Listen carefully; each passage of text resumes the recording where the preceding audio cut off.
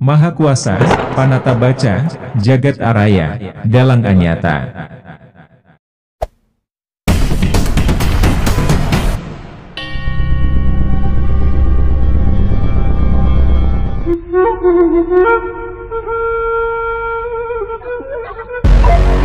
What is happening is nothing but deliberate evil action by the secret societies. What does it benefit a man if he gains the whole world, yet at the end loses himself? So what you're a prime minister? So what you're a president? So what you're a king? So what you're a church leader? Stop enslaving people. And enough lies. Enough lockdowns. This is slavery. And enough so-called corona. It can be treated quite easily with proven medications, not untested so-called experimental vaccines done by evil intentions. Let Bill Gates jab himself with it. Let the Rockefeller jab themselves with it. Let the Rothschild jab themselves with it. Let Klaus Schwab jab himself with it. Let George Soros jab himself with it. Enough stupidity. Stop forcing people to take vaccination because of safety measures. Get a life. Is there anyone among you to be a man to stand up and speak the truth, even if it takes them to be kicked out? Is there? Are you all cowards? Has money blinded you? We often hear leaders talking about a new world order. And for most of us, when somebody speaks about a new world order, we visualize a better world, a world where we have, we live a much more prosperous life, free of oppression and the like. But actually, the idea of a new world order is not new. It is very old. Basically, it is about having a world government.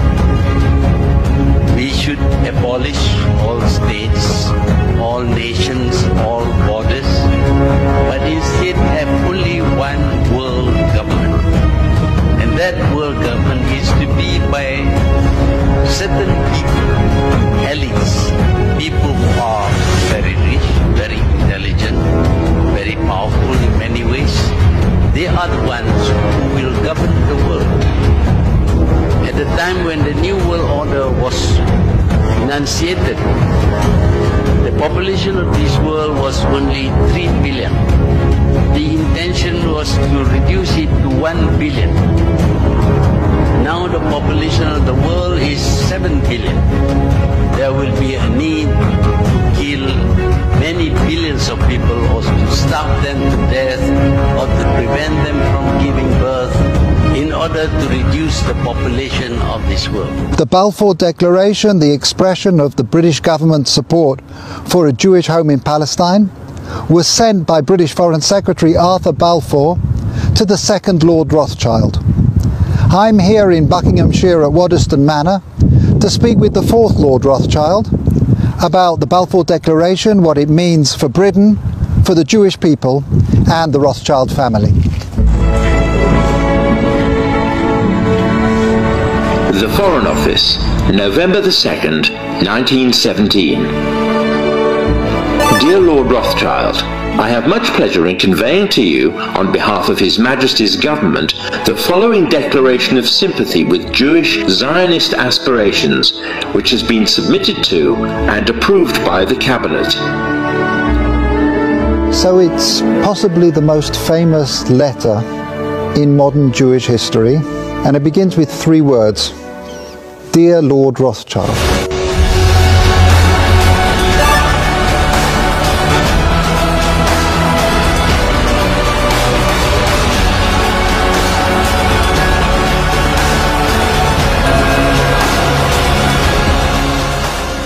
All the mergers and acquisition activity The bigs are getting bigger. All the cheap money's pumped up the bigs. Oh, here's the deal. I'm Citigroup. I'll borrow the money from the Fed at 0.35%. But you little plantation worker on Slavelandia, we're going to charge you 27% interest. All right? The banksters are running and destroying life to everybody else. The bigs are getting the money for free, buying up merger and acquisition activities going through the roof. You're going to tell me, no, inflation is temporary. Screw you. It's not temporary. Remember that. So now they're lying about that we're not going to raise interest rates. Inflation isn't going up because when interest rates go up, the housing market goes down. Oh, the mortgage rates are now back down to February lows. And now people are refinancing and buying again. When the mortgage rates go up, when interest rates go up, the gambling game stops and this whole thing collapses. Everybody knows it. So they're lying about inflation.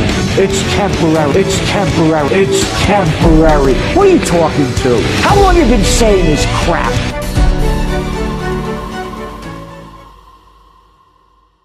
Total population control.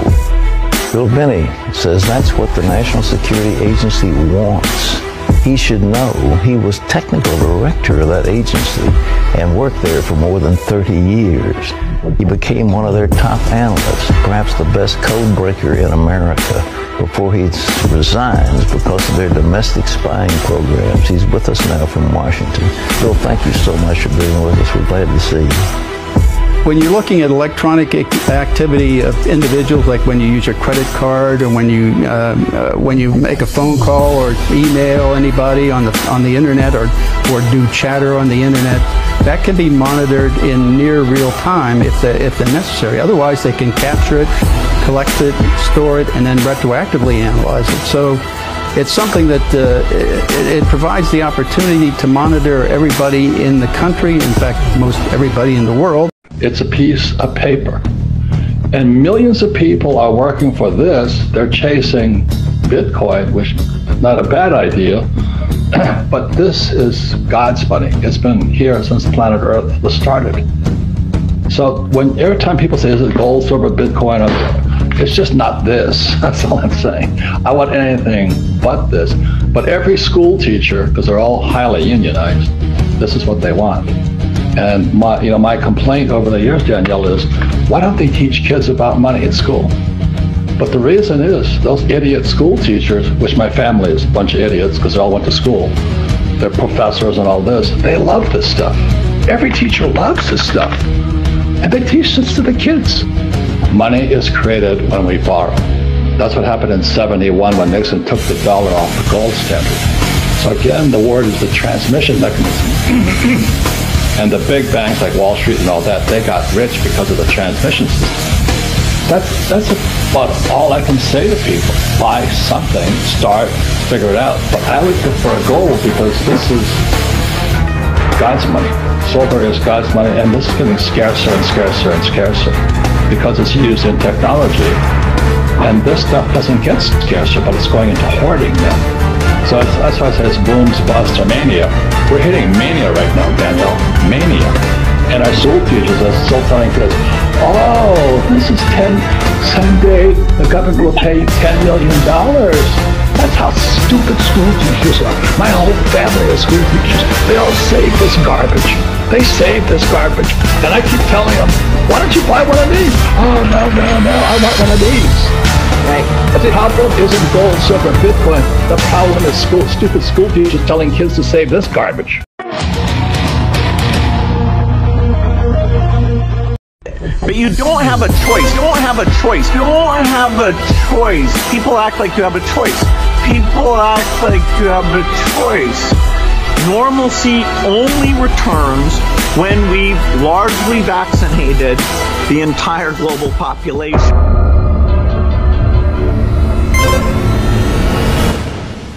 Ketika Newmind mendapatkan mandatnya, 1 tahun kemudian diputuskan sebuah kebijakan tingkat dunia, yaitu dalam negeri Indonesia, emas menjadi alat tukar sejajar dengan alat bayar rupiah.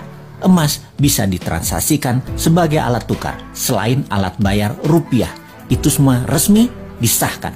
E-gold adalah transaksi berbasis fisik emas dan digital dengan menyediakan 10.000 ATM gold dalam 3 tahun di seluruh Indonesia. Dengan adanya ATM gold, semua orang kalau memerlukan fisik emasnya bisa dalam 24 jam melakukannya. Kemudian, transaksi antar negara dengan Indonesia akan menggunakan emas sebagai alat tukarnya 3 tahun kemudian setelah kebijakan nasional itu dijalankan. Diharapkan dalam 3 tahun setelah hal ini, semua di regional ASEAN, e-gold menjadi alat tukar resmi antar negara ASEAN dan negara Selatan Pasifik. Dalam 5 tahun, seluruh tambang emas Indonesia menjadi underlying emas fisik e-gold. Semua ini sesuai dengan pasal 33 Undang-Undang 45 bahwa kekayaan alam milik rakyat 100% dan menjadi base transaksi 24 negara, negara ASEAN dan negara Selatan Pasifik, dari ujung Burma sampai Guam. Kemudian masuk ke seluruh negara di dunia yang berpenduduk mayoritas Islam dan negara yang kuat pendanaan syariah seperti Inggris dan Uni Eropa dalam 5 tahun setelahnya. Maka dalam 15 tahun setelah kebijakan diterbitkan, ditargetkan 50% transaksi dunia menggunakan e-gold. Emas adalah pengadil yang adil. Indonesia akan menjadi negara pertama bebas inflasi. Kemudian diikuti negara-negara regional dan dalam 15 tahun 50% dunia bergabung dalam dunia tanpa inflasi. Harga emas akan dibuat diam, tidak bergerak, tidak di floating lagi berdasarkan demand dan supply agar oligar dan globalis tidak bisa bermain harga.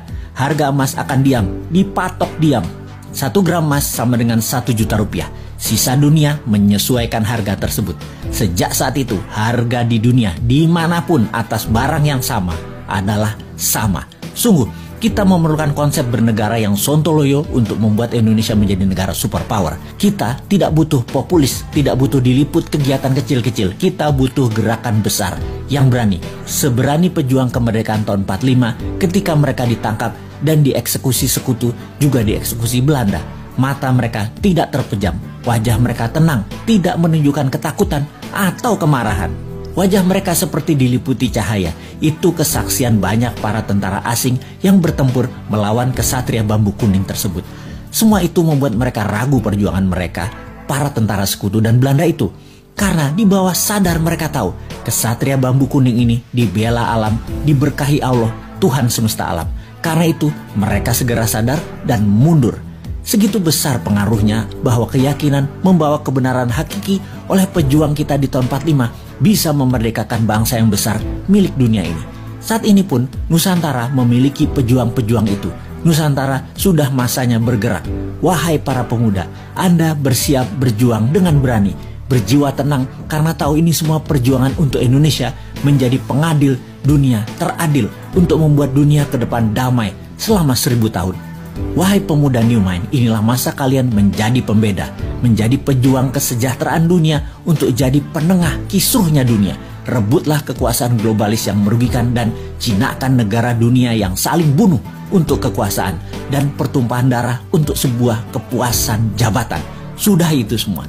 Sebar terus pemahaman New Mind yang bisa membuat Indonesia menjadi negara superpower segera. Diawali dengan menjadikan emas sebagai alat tukar dunia. Untuk menjadikan emas alat tukar nasional, segera akan kita menangkan dengan mendapatkan mandat sesegera mungkin.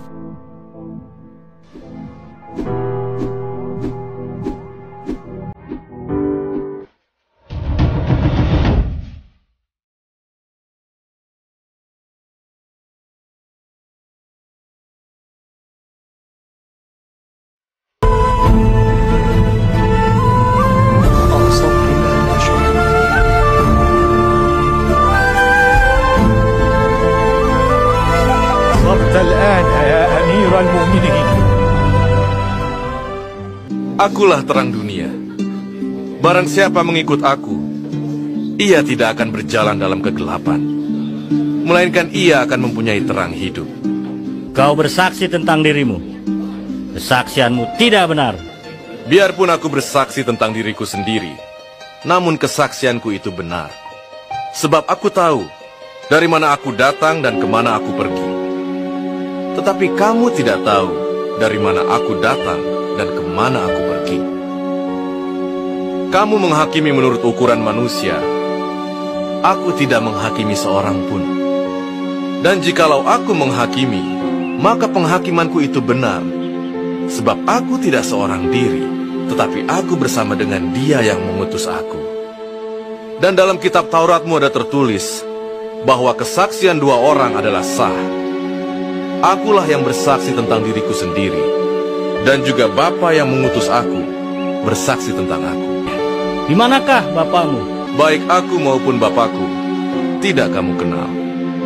Jikalau sekiranya kamu mengenal aku, kamu mengenal juga Bapakku. Aku akan pergi, dan kamu akan mencari aku, tetapi kamu akan mati dalam dosamu. Ke tempat aku pergi, tidak mungkin kamu datang. Apakah ia mau bunuh diri? Dan karena itu dikatakannya, ke tempat aku pergi, tidak mungkin kamu datang. Kamu berasal dari bawah, aku dari atas. Kamu dari dunia ini, aku bukan dari dunia ini. Karena itu tadi aku berkata kepadamu, bahwa kamu akan mati dalam dosamu. Sebab jikalau kamu tidak percaya bahwa akulah Dia, kamu akan mati dalam dosamu. Siapakah engkau? Apakah gunanya lagi aku berbicara dengan kamu? Banyak yang harus kukatakan dan kuhakimi tentang kamu. Akan tetapi Dia yang mengutus aku adalah benar. Dan apa yang kudengar daripadanya, itu yang kukatakan kepada dunia. Apabila kamu telah meninggikan anak manusia, barulah kamu tahu bahwa akulah Dia.